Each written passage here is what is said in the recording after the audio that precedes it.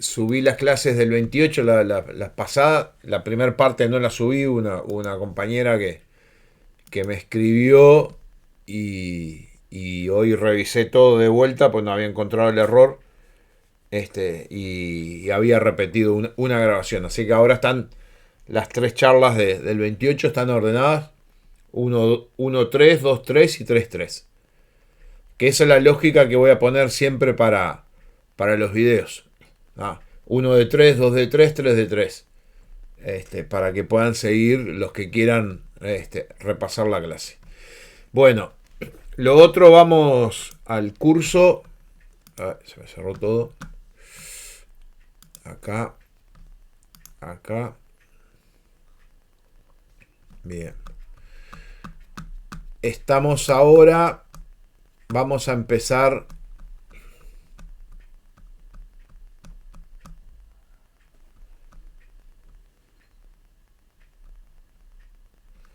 A ver, esto. Vamos. Primero vamos a terminar con Morgenthau, con dos pequeños videos. Así enganchamos con Allison, que es el librito que están viendo acá. No compartí todavía, perdón. Compartir. Bueno, ahora sí. Es el librito que están viendo acá. Para lo que les interesa la historia de todo el tema de Cuba, la revolución cubana, los problemas con Estados Unidos, algunos los vamos a hablar ahora, pero en este libro, que lo tienen todo acá, perdón, no lo tienen ahí, el libro, sí, creo que es este, a ver, no, este es no es ese el libro.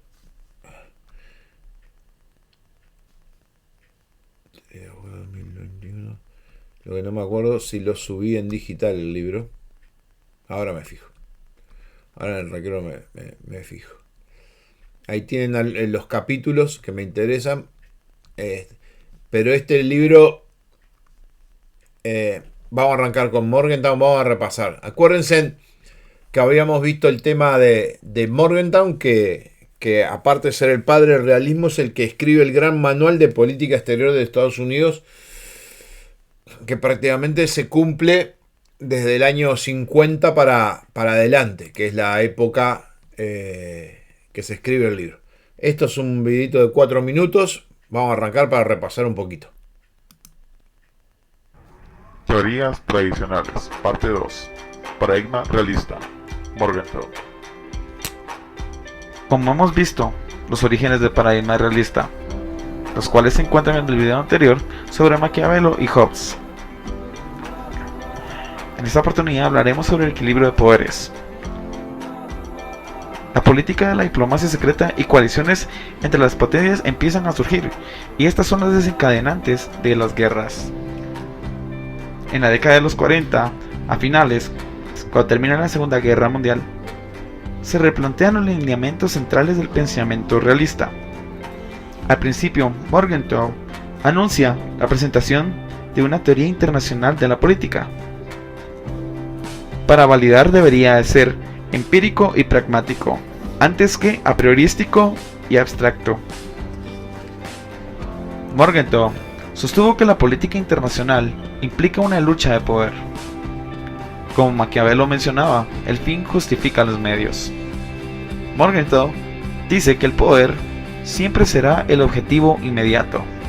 La gente y los estadistas pueden buscar la libertad, la seguridad, la prosperidad o el propio poder. Morgenthau entiende el poder como el control del hombre sobre las mentes y las acciones de otros hombres. Destaca al impacto psicológico en 3 puntos: la expectativa de beneficios, el temor a las desventajas, respeto o amor hacia los hombres o instituciones, donde todos caerían en influencia, fuerza, el poder no aprovechable y poder legítimo. Cada uno es diferente, pero a la vez es conveniente. Morgenthau habla de buscar el mantener o el romper en su favor al status quo, el cual llama principio social general, el cual también es independiente de voluntad de los seres humanos y que posee el efecto de mantener la independencia de los estados soberanos. Como ejemplo, para mantener el equilibrio de poderes, se podría dividir para reinar la política de compensaciones territoriales, la carrera armamentista y la política de alianzas.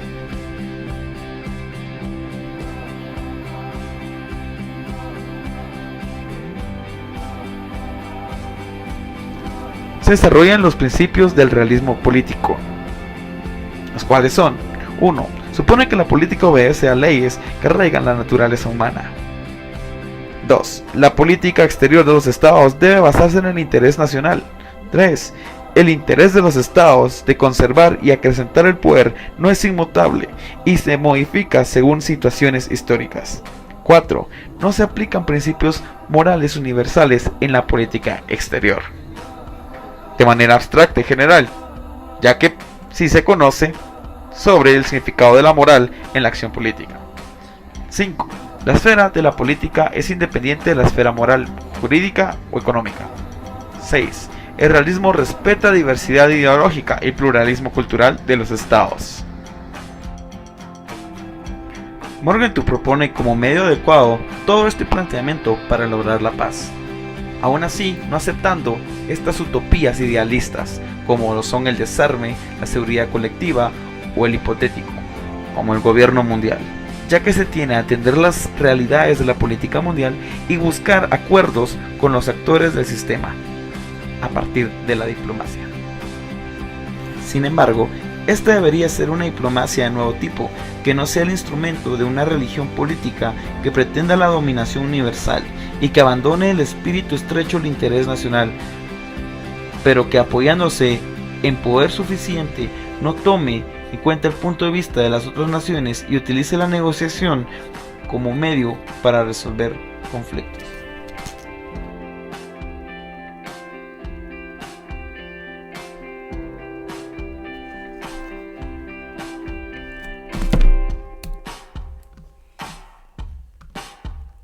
¿Por qué es importante esto que estoy recalcando con el tema de Morgenthau? Porque a partir de que termina la Segunda Guerra, la lógica que está planteando Morgenthau es la lógica con que se va a aplicar en el Caribe, y en especial en el Caribe y en Sudamérica son los lineamientos que se van a dar en especial a través de Brasil. Vamos a ver la segunda, que son 8 minutos. Vamos a hacer una pequeña exposición de algunas de las ideas principales del libro del teórico norteamericano sobre política internacional, que tiene por título Política entre Naciones. Hans Morgenthau es uno de los 2 o 3 grandes teóricos de la política internacional norteamericana. Morgenthau plantea lo que él llama una teoría realista de la política internacional. ¿Qué entiende él por una teoría realista? La política, dice él, obedece a leyes objetivas. La política obedece a leyes objetivas. Eso significa que hay que averiguar cuáles son esas leyes. Y dentro de esas leyes, el elemento principal que guía a los países es el concepto de interés. Las naciones se guían fundamentalmente por el interés. ¿Pero qué es el interés? El interés tiene una relación con el poder. El interés definido como poder es entonces una de las categorías objetivas. Pero esta categoría objetiva tiene validez universal. Vale para todos. Todas las naciones entonces se están guiando por el interés. Porque saben que si se guían por el interés van a tener poder. Su interés es tener poder. ¿Qué tiene que ver eso con la moral? Entonces Morgenthau dice, bueno, conocemos el significado moral de la acción política. El significado de esto también con el éxito de una acción política. Pero los principios morales deben ser filtrados por la acción concreta, porque no podemos ser ilusos. Por eso es que somos realistas. Tenemos que trabajar con las fuerzas, no contra ellas. Entonces, partimos, dice Morgenthau, de que los principios morales nunca pueden realizarse plenamente en política internacional. Y por tanto, tenemos que olvidarnos de la moral universal. Esto contrasta en teoría norteamericana con las posiciones de Woodrow Wilson, lo que se llamó el idealismo en política internacional. Porque Wilson, que fue el creador de la Liga de las Naciones y el presidente norteamericano en la Primera Guerra Mundial, siempre aludía a principios morales y, según él, actuaba en nombre de una moral universal. Pero, dice Morgenthau, puede que esa moral universal exista, eso no lo discutimos, pero que una nación represente o se identifique con una moral universal, eso es imposible. Y por tanto, la esfera política, hablando de política internacional, es autónoma de la moral. En lo que se refiere a la ciencia de la política internacional, dice Morgenthau que hay muchas dificultades para hacer ciencia, porque lo permanente y lo cambiante tienen una relación difícil. No sabemos exactamente, si queremos trabajar científicamente, qué es lo permanente y qué es lo cambiante. Se supone que si queremos buscar leyes, esas leyes son las permanentes, no las cambiantes. Y por tanto, no hay soluciones sencillas en política internacional. Tampoco podemos hacer profecías. No hay profecías infalibles, porque toda situación política en política internacional supone el juego de fuerzas contradictorias. Y sabiendo que la política internacional tiene relación con la guerra, porque el poder tiene relación con la guerra, tenemos que tener una comprensión del problema de la paz internacional. Tenemos que reconocer que la paz internacional es un problema. Porque ya Morgenthau formula su teoría en un momento en que los Estados Unidos están dejando de ser la potencia dominante en el mundo. Por eso es que él dice, Estados Unidos es muy poderoso, pero no es omnipotente. ¿Debido a qué? Debido a que hay una triple revolución en la estructura política del mundo. Esa triple revolución está dada, por eso es triple, por tres factores. Primer factor, el multilateralismo ya se fue de Europa. La Liga de las Naciones estaba en Ginebra. Suiza era el centro de la política internacional, ya no lo es. Europa ya no es el centro del multilateralismo. Uno. Segunda revolución. Ya no hay un sistema moral en política. Hay dos sistemas morales. Probablemente él alude, porque todavía está escribiendo en la época en que existía el sistema soviético, al sistema comunista o socialista y al sistema capitalista. Estos dos sistemas morales se disputan la conciencia de los hombres. Y el otro elemento que nos evidencia que hay una verdadera revolución en la estructura política del mundo es que no puede haber guerra total. como antes se podía pensar ilusamente, irresponsablemente, en una guerra total. Ahora sabemos que una guerra total va a causar la destrucción universal. Y por tanto, Morgenthau dice que los conceptos de su libro, los conceptos fundamentales de este libro sobre política entre las naciones son dos: el concepto poder y el concepto paz. Muchas gracias. Aquí terminamos una primera síntesis de los iniciales conceptos de Hans Morgenthau. Bueno, como escucharon, este libro y la guía de este libro va a ser fundamental para la forma de ver de Estados Unidos a el Caribe. Y a tal grado es la forma de ver Estados Unidos al Caribe en esa abandono total de lo que fue la Sociedad de las Naciones con el mundo idealista de Wilson, ya pasada la Segunda Guerra Mundial.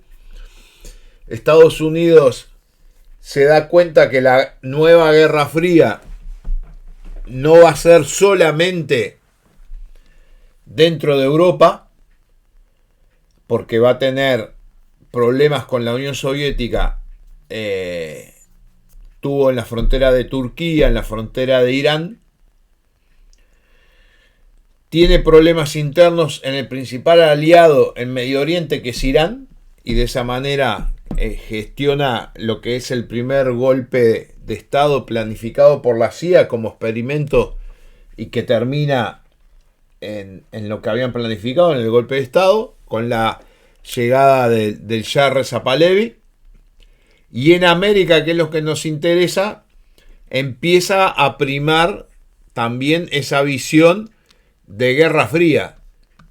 Y para que vean que esos argumentos, esos viejos argumentos, hoy, que está lo publicado el año pasado, no, perdón, febrero del 26, esta es nueva, la Estrategia de Defensa Nacional, lo que había salido antes era el decreto.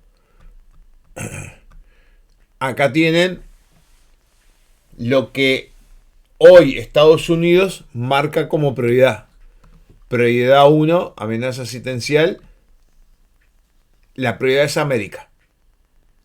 Y el trato que va a tener hoy Estados Unidos sobre América es de los problemas que habla de frontera abierta, narcoterrorismo, amenaza misiles, drones, acción defensa directa. O sea, todo lo que esté vinculado a América, hoy Estados Unidos lo va a tomar como amenaza, siempre y cuando no sea Estados Unidos el que esté ejerciendo el rol de potencia dentro del continente. O sea, la visión de los demócratas, que no les afectaba si el vínculo comercial, en especial con China, era mayoritariamente para América del Sur, sí les preocupa en Centroamérica. En América del Sur, para mi punto de vista, sigue como siendo algo secundario. Sí, el Caribe. Y más con los problemas de Estrecho de Hormuz. Ahora el canal de Panamá, sé que aumentó el tráfico. Y si se cerrara el canal de Panamá, habría que pasar por el Estrecho de Magallanes. Creo que son 10 días más. Si se sale de Europa, se pasa por Panamá y se va para China, que si se sale de Europa, se va por el Mediterráneo, Suez, y se va para China, o se va del Estrecho de Hormuz para Europa. Entonces, esa lógica que planteaba ahí en el video se sigue dando. A las 7 vamos a parar 10 minutos. Y para ir entrando ya un poco en lo que va a ser, como siempre digo, el mar interior de los Estados Unidos, vamos a ir empezando a ver algunos de los eventos que se dan en Cuba con el tema de la famosa guerra de los misiles, o el bloqueo a Cuba, o la instalación de misiles que podían alcanzar a los Estados Unidos. Vamos a ver el primer video.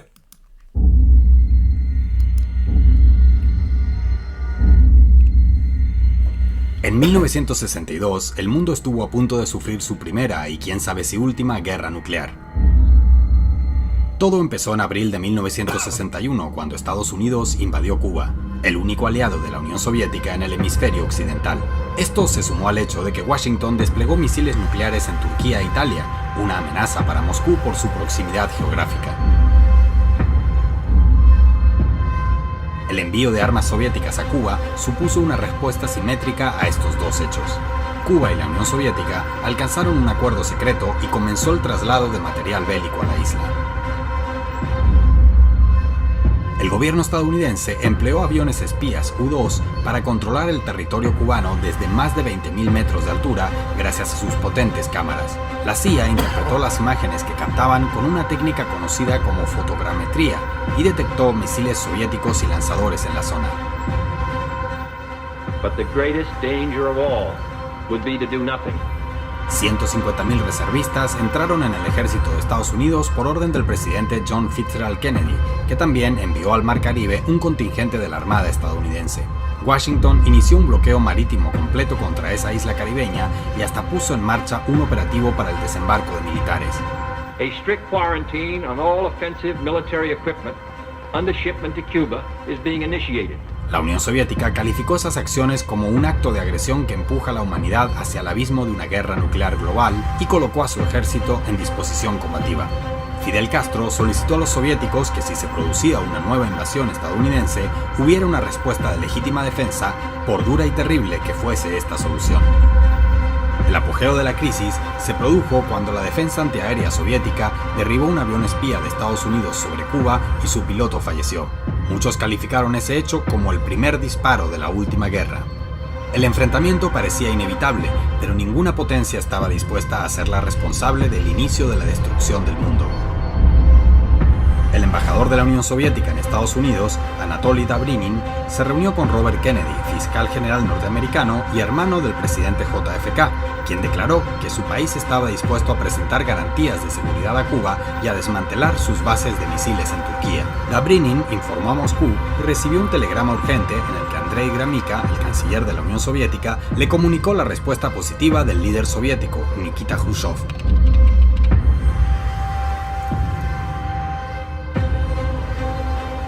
Durante las 3 semanas siguientes, la Unión Soviética desmanteló y sacó de Cuba sus instalaciones con misiles.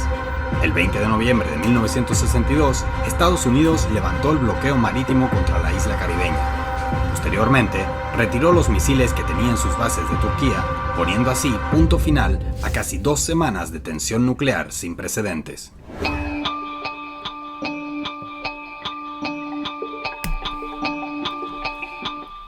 Detalles a considerar de este video que vieron. En el libro, cuando uno lee este libro, habla de las probabilidades que tenía Kennedy poder solucionar este conflicto, que andaba alrededor del 30%. Entonces, el libro en parte trata de explicar cómo Kennedy, basado en un análisis de teoría de juegos, cómo él llega del 30% a poder solucionar el conflicto. Algunos detalles no menores. El tema de Turquía, que aparecía ahí como que tenía misiles para poder atacar Moscú. Muchos se dicen que esos misiles realmente no funcionaban, pero ese no es el detalle. En la lucha post Segunda Guerra Mundial, Turquía, un país musulmán, es invitado a entrar en la OTAN y Turquía acepta porque Turquía tenía problemas fronterizos con la Unión Soviética y cuando termina la Segunda Guerra Mundial, la Unión Soviética tenía un poder militar muy grande y Turquía tenía miedo de que de terminar un enfrentamiento con la Unión Soviética y perder parte de los territorios que hoy serían los que están al norte de Irak. Y de esa forma Turquía en el 48, o sea, enseguida que nace la OTAN, se incorpora a la OTAN, no se incorpora a la Unión Europea, que todavía al día de hoy no está incorporado a la Unión Europea. Pero para que vean un poco cómo este tipo de eventos, los conflictos, cómo a veces tienen situaciones similares.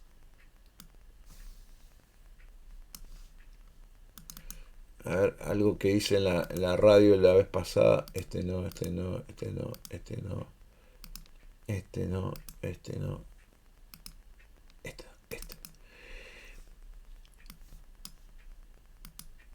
Esto que están viendo ustedes acá es la frase que dice en un momento Kennedy, que no podían no hacer nada, porque estaban en esta situación.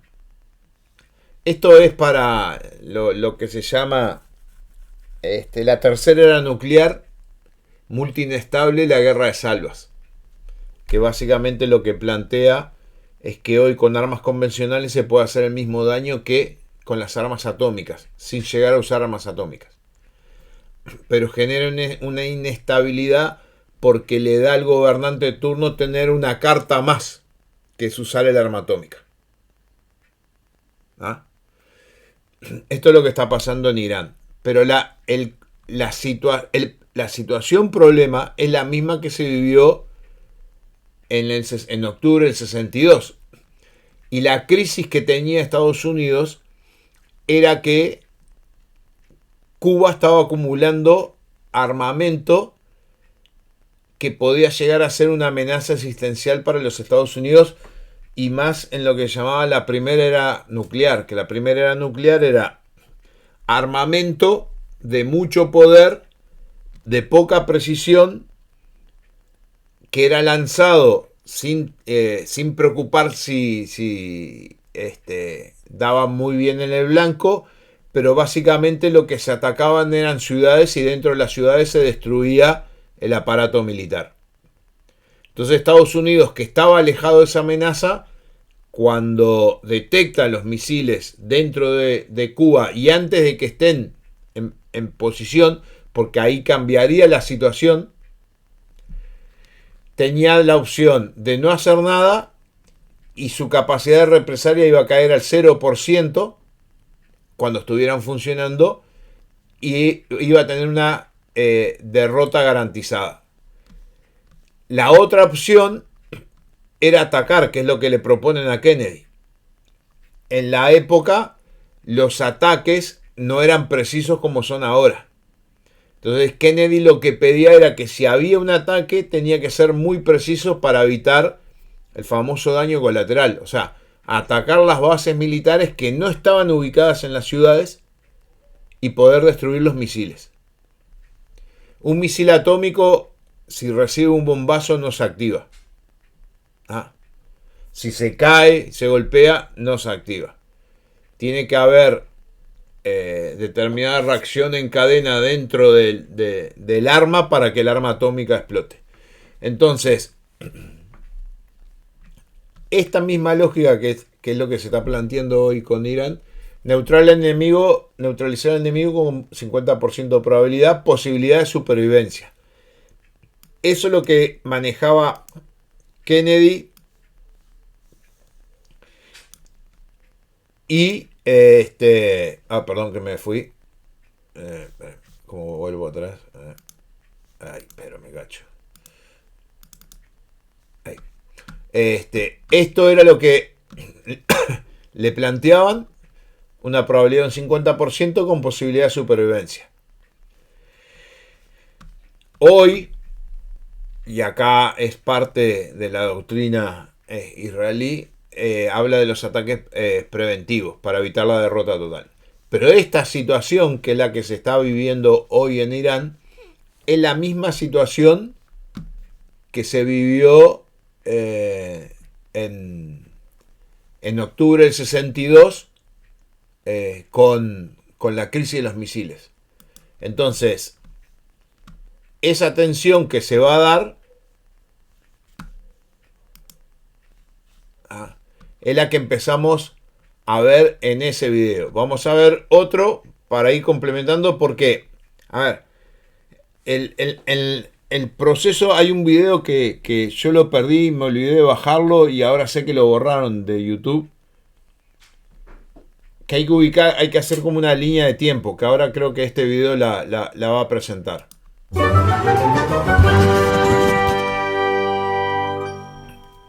El 16 de octubre de 1962, la noticia del día no la llevó en primera plana ningún periódico. La noticia se la comunicó a Kennedy con el sigilo debido McGeorge Bundy, su asesor en asuntos de seguridad nacional.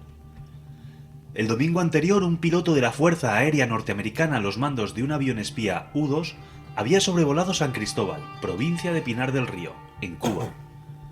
Cuando de regreso a la base se revelaron los carretes y analizaron las imágenes, se llegó a la conclusión de que en la zona habían levantado una instalación militar con rampas de lanzamiento para misiles nucleares de fabricación soviética con capacidad para alcanzar y borrar del mapa la Casa Blanca y cualquier otro punto de los Estados Unidos. El vuelo del avión espía no había sido rutinario, volaba sobre aviso. La CIA venía alertando desde hacía meses a Kennedy de la presencia soviética en Cuba, a solo 90 millas de suelo estadounidense. La información la habían proporcionado agentes infiltrados en la isla y disidentes llegados al exilio.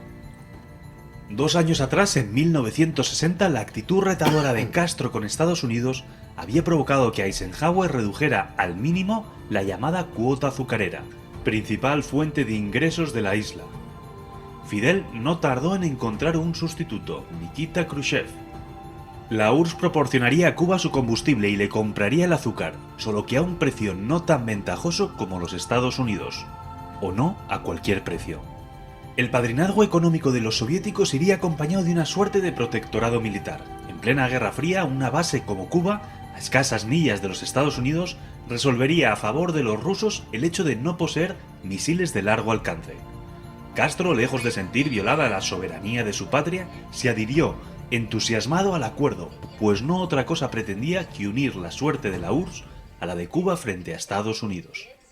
La mañana del 16 de octubre, después de que McGeorge Bundy le diera la noticia de la presencia soviética en la isla, Kennedy recabó la opinión de lo más selecto del Consejo de Seguridad Nacional, una docena entre civiles y militares. Los uniformados del Consejo optaron por el empleo de la fuerza, a lo que se opusieron los jóvenes caballeros de Camelot, como se conocía a la administración Kennedy. Este fue el primero de varios desencuentros en la Casa Blanca mientras duró la que se llamaría Crisis de los Misiles o Crisis del Caribe. Uno de los que con más pasión argumentó contra la intervención militar fue el hermano del presidente, Bobby Kennedy, fiscal general del Estado.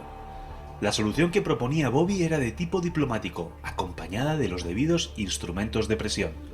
Había que evitar que nuevos buques soviéticos cargados de hombres y efectivos alcanzaran Cuba para instalar más bases, más rampas y más misiles. El reloj corría en contra de los americanos. Uno de los puntos de la agenda del presidente, fijado desde antes de que el U-2 fotografiara el emplazamiento de los misiles, era recibir en la Casa Blanca al ministro de Asuntos Exteriores soviético, Andrei Gromyko. ¿Para hablar de Cuba? No, para hablar de Berlín. Durante la entrevista, Kennedy estuvo pendiente por si una furtiva gota de sudor, una mirada esquiva, cualquier gesto, algo delataban al diplomático, pero el ruso se mantuvo frío como un bloque de hielo en el Volga. La magnitud del problema era tal que su resolución exigía la total dedicación de Kennedy, sin que el pánico cundiera entre la ciudadanía. Para ello, un portavoz de la Casa Blanca anunció que el médico de cabecera del presidente había prescrito a este guardar cama para recuperarse de una leve dolencia respiratoria que le había dejado afónico y con fiebre. Mientras, la crisis iba adquiriendo mayores proporciones e implicando a más y más elementos, lo que multiplicaba exponencialmente el riesgo de filtraciones a la prensa. El Washington Post y el New York Times fueron los primeros en tener noticias de lo que estaba sucediendo. Kennedy descolgó el teléfono y, apelando al patriotismo de los directores de ambos rotativos, les rogó que guardasen sus exclusivas en un cajón. La voz del presidente al otro lado de la línea era un desmentido oficioso a los informes médicos de la Casa Blanca. No sonaba ni afónica ni débil, más bien fuerte y clara, tanto como cuando a las 7 de la tarde del lunes 22 de octubre de 1962 se dirigió por radio y televisión a la nación y al mundo. Era inútil seguir fingiendo normalidad. 6 días había tardado Kennedy en comparecer públicamente. Tenía sobrados motivos para no haberlo hecho antes. Hasta el domingo 21 el Consejo de Seguridad Nacional no había llegado a un principio de acuerdo sobre qué hacer y cómo hacerlo, y solo tras un acalorado debate entre las dos facciones en las que se dividían sus miembros. JFK no podía pedir a su pueblo que se mantuviera unido y en calma mientras no lo estuvieran aquellos a los que se había confiado las riendas de la nación. Tras escuchar a unos y otros, el presidente optó por la solución del bloqueo naval. Cualquier buque con destino Cuba sospechoso de portar técnicos o material con los que ensamblar misiles o construir rampas sería obligado de inmediato por la US Navy a detenerse y regresar a su país o puerto de origen, no importaba cuál. En su discurso de 22 de octubre, Kennedy no dejó nada a la improvisación. No presentó la crisis como un conflicto que atañera solo a los Estados Unidos y la URSS, ni a los países firmantes de la OTAN y los del Pacto de Varsovia. Lo presentó como la gran lucha entre el mundo libre y las fuerzas del mal. La agresión de la URSS a cualquier país del hemisferio occidental sería considerada una declaración de guerra a los Estados Unidos. Dentro del radio de acción de los misiles entraba Washington, pero también Cabo Cañaveral, el Canal de Panamá, Ciudad de México, Centroamérica y el Caribe. A la larga, todos los países del mundo se verían envueltos en el conflicto, incluidos los no alineados, pues la guerra nuclear no entendía de fronteras ni de tratados internacionales. Como reconoció Kennedy mismo, incluso la victoria de los Estados Unidos y sus aliados tendría el sabor de las cenizas. Lejos de ser un lucimiento de bíceps o un puñetazo encima de la mesa, el discurso de Kennedy emplazaba a Khrushchev a detener la escalada de violencia e iniciar conversaciones con vistas al establecimiento de relaciones entre las dos potencias. La pelota estaba en el tejado del Kremlin y de su inquilino dependía que el mundo no se despeñara por el abismo de la destrucción. En paralelo, Bobby Kennedy se entrevistó con Anatoly Dobrinin, embajador de la Unión Soviética en Washington, D.C. Bobby le preguntó al ruso si podía confirmarle que el Kremlin había dado órdenes de detener o variar el rumbo a los capitanes de sus buques con destino Cuba. El ruso respondió que no, afeándole a Kennedy que los americanos se creyesen con derecho a enseñorearse de los mares. Se cuenta que Bobby solo acertó a mirar al cielo y elevar una plegaria. La coexistencia pacífica iba adquiriendo las vaporosas formas de las entelequias, al tiempo que la posibilidad de una guerra nuclear se mostraba en toda su crudeza. Nikita Khrushchev lo dejó claro la noche del miércoles 24. En un mensaje retransmitido por radio y televisión, Khrushchev rechazó todas las exigencias de los americanos. El drama estaba servido. De la inminencia del conflicto supieron los soldados en los cuarteles por el ofrecimiento de los sacerdotes a confesar a quien quisiera y en el resto del país porque por primera vez el Pentágono activaba el DEFCON 2, el nivel inmediatamente previo al máximo de alerta, el DEFCON 1. La guerra se dio por inminente cuando la diplomacia constató que no había punto de acuerdo posible entre rusos y americanos. Célebre fue el encontronazo dialéctico el jueves 25 en la sede de Naciones Unidas entre el embajador de los Estados Unidos, Adlai Stevenson, y su homólogo ruso, Valerian Zorin. Stevenson conminó al soviético: ¿niega que la URSS haya instalado bases atómicas en Cuba? Responda sí o no y no espere la traducción. El interrogado rápido contraatacó: no estamos en una corte penal americana, con lo que no contestaré a preguntas propias de un fiscal. Ahí tiene su respuesta. Inmediatamente después, Stevenson le mostró las fotos tomadas por el avión espía U-2 11 días atrás, dejando en evidencia a Zorin. Cuando los 4 jinetes del apocalipsis ya se divisaban en el horizonte y el retumbar de sus caballos se hacía cada vez más nítido, cuando el mundo parecía precipitarse sin remedio al fin de la historia, entonces se obró el milagro. El viernes 26, Nikita Khrushchev hizo llegar al presidente Kennedy una carta con una oferta de esas que no se pueden rechazar: la retirada de los misiles a cambio de que los Estados Unidos se comprometieran a no invadir Cuba. Antes de que el presidente tuviera tiempo de contestar la propuesta, el premier soviético aprovechó para añadir otra al día siguiente, sábado 27, la retirada de los misiles Júpiter que los Estados Unidos tenían en Turquía apuntando a la Unión Soviética. Tras la segunda propuesta llegó la noticia de que un avión U-2 estadounidense había sido derribado sobre Cuba. La tensión no podía ser mayor. La invasión de la isla parecía inminente y con ella el inicio de una guerra nuclear. pero gracias a la buena diplomacia mostrada entre Bobby Kennedy y Anatoly Dobrinin en una reunión de urgencia se consiguió llegar a una solución pacífica. La firma de la paz no contó con una escenificación al uso, en un lugar entre montañas que daría su nombre al de los acuerdos, con ambos mandatarios perfectamente trajeados, intercambio de bolígrafos y un fuerte y larguísimo apretón de manos ante los reporteros gráficos.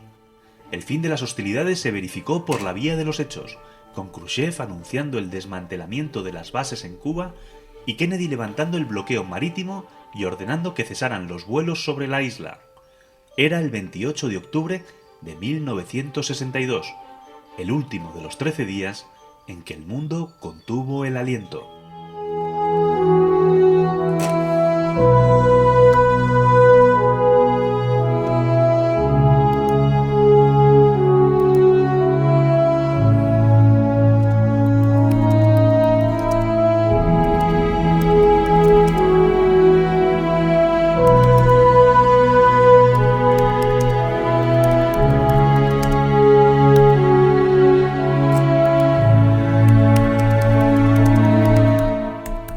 La historia de España como nunca te la habían contado.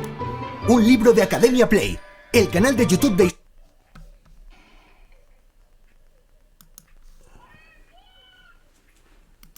A ver, denme un segundito.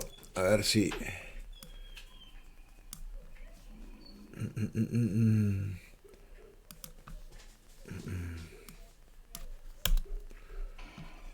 Esta película, para el que le interese, Kevin Costner, asesor de los Kennedy, presidente Kennedy, Bob Kennedy, y lo que transmite la película en estos 13 días es la crisis de los misiles. O sea, se filma lo que sucede dentro de la habitación de la toma de decisiones. No sé dónde la pueden encontrar la película, pero es muy interesante para el que le interese el tema. Es muy fiel, basado en las transcripciones de las reuniones de esos 13 días, cómo se tomaron las diferentes decisiones.